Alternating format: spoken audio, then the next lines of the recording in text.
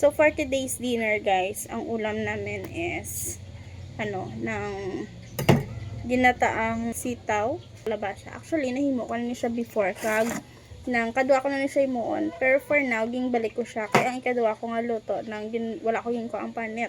Pero, hindi siya gani namin kanon ngayon. Wala ging ko ang panit sa shrimp. Kag namin siya, ang shrimp ibutang. Pero ilihit mo siya ibutang ang shrimp. Kag butang mo siya ko mama. Amla ni siya kag paning usudan na nahito gid bala mag sang squash mo. So wala gid sugoon. Guys, actually may chika ko bala sa inyo. Nangayo ko talo. Pero wait kay sundaan. Hindi nga ako naman tani bala ng duwa lang man tani akong pangayoon kay mera man siya do. Pwede na siya malakot sa Hindi gid man siling kapangita ko sa kasi kay amo ni kada ko niya mga talong. So hindi siya manghatag kay hindi pa ko napakwaan kay kadlag ko niya pa. Realize ko lang no. Kag remember ha ina nga tawo na siya na nangayo sa akon sa hindi naman why man siya nangayo galing kay si Papa gin pangayo iya ang diaper ko sang bagog ko bala bata. Actually ang dako ko nga diaper 4 pa lang na buwinan. Ing hatag siya kay tungod ka masakit siya, bedridden siya. Di siya kabangon. It's so sadly lang sang ikaw nagakinanglan. How sa duwa ka talong niya makapaidog. My goodness. Talok.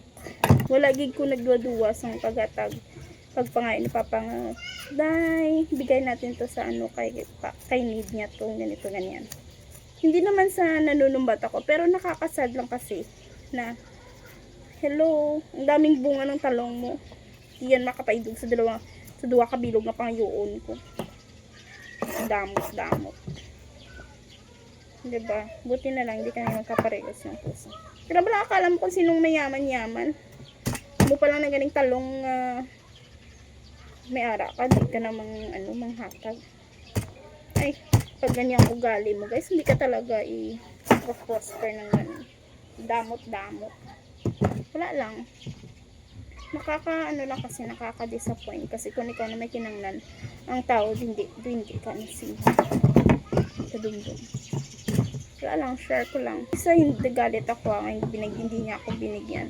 Okay lang naman sa akin kasi trinay ko lang naman, diba guys? Pag nagbigay siya or hindi, okay lang. Pero kasi expected ko na yun. Sabi kasi ng mindset ko before ako